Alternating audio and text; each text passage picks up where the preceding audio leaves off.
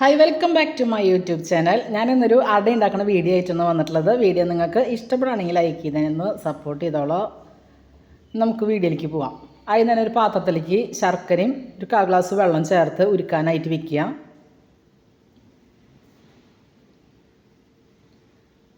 ഇതിലേക്ക് അരിഞ്ഞു വെച്ചിട്ടുള്ള നേന്ത്രപ്പഴമാണ് ഇട്ട് കൊടുക്കുന്നത്. പഴം കൂടിയും ചേർത്ത് നന്നായിട്ട് ഒന്ന് മിക്സ് ചെയ്ത് അതിലേക്ക് കുറച്ച് ഏലക്കായയുടെ പൊടിയും ചുക്കും നല്ല ജീരകം പൊടിച്ചതും കൂടിയും ചേർത്ത് നന്നായിട്ട് മിക്സ് ചെയ്യുക. 1 ടേബിൾ സ്പൂൺ നെയ്യ് അതിലേക്ക് ചേർത്ത് കൊടുക്കുന്നുണ്ട്. നെയ്യും കൂടി ചേർത്ത് നന്നായിട്ട് ആ പഴമൊക്കെ ഒന്ന് വെന്ത് ശർക്കരയുടെ വെള്ളമൊക്കെ ഒന്ന് വലിഞ്ഞ് വരുന്ന സമയമാകുമ്പോൾ അതിലേക്ക് നാളികേരം ചിരകിയതും അവലും ചേർത്ത് നന്നായിട്ട് മിക്സ് ചെയ്തതിന് ശേഷം നമുക്കിത് ഗ്യാസ് ഓഫ് ചെയ്തിട്ട് മാറ്റി വയ്ക്കാം. ഇനി ഇതിലേക്ക് ഉള്ള മാവ് നമുക്ക് തയ്യാറാക്കിയെടുക്കാം. സാധാരണ മാവ് തയ്യാറാക്കണമെന്ന് തിളച്ച വെള്ളം ഒഴിച്ച് കുഴച്ചെടുക്കൊന്നും വേണ്ട. വളരെ എളുപ്പത്തിൽ തന്നെ നമുക്ക് കലക്കിയെടുക്കാം. മാവ് കലക്കിയെടുത്തിട്ടാണ് നമ്മൾ ഈ അട ഉണ്ടാക്കുന്നത്.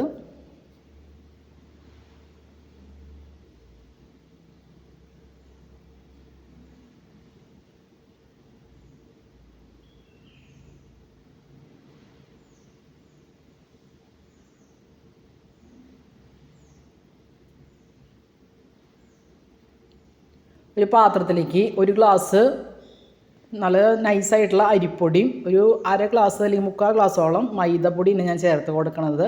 അതും ചേർക്കുക. അതിലേക്ക് ആവശ്യത്തിനുള്ള ഉപ്പും ചേർത്തിട്ട് ദോശമാവിൻ്റെ പരുവത്തിൽ ഒന്ന് കലക്കിയെടുക്കുക. സാധാ തണുത്ത വെള്ളം ഒഴിച്ചിട്ട് തന്നെ ചൂടുവെള്ളം ഒന്നും ഒഴിക്കേണ്ട, സാധാ വെള്ളം ചേർത്ത് ഒന്ന് നന്നായിട്ട് കട്ടയിലാണ്ട് കലക്കിയെടുക്കുക. ദോശമാവിൻ്റെ ഒരു പരുവത്തിൽ കലക്കിയെടുക്കുക. ഇനി നമുക്ക് സാധാ അട ഉണ്ടാക്കണ മാതിരി ഇല എടുത്ത് അതിലേക്ക് ഒരു തവി മാവ് ഒഴിച്ച് കൊടുക്കുക. കൈ വെച്ച് പരത്തിയെടുക്കൊന്നും വേണ്ട. ഒരു തവി മാവ് ഒഴിക്കുക. അതിലേക്ക് നാളികേരവും ശർക്കരയും പഴത്തിൻ്റെ കൂട്ട് ഇട്ട് ഇല മടക്കി ഇഡ്ഡലി ചെമ്പിൽ ആവിയിൽ വേവിച്ചെടുത്ത നല്ല സ്വാദിഷ്ടമായിട്ടുള്ള അട തയ്യാറായി. അപ്പോൾ നിങ്ങളൊരു പ്രാവശ്യമെങ്കിലും ഇതുപോലെ ഒന്ന് ട്രൈ ചെയ്ത് നോക്കാം.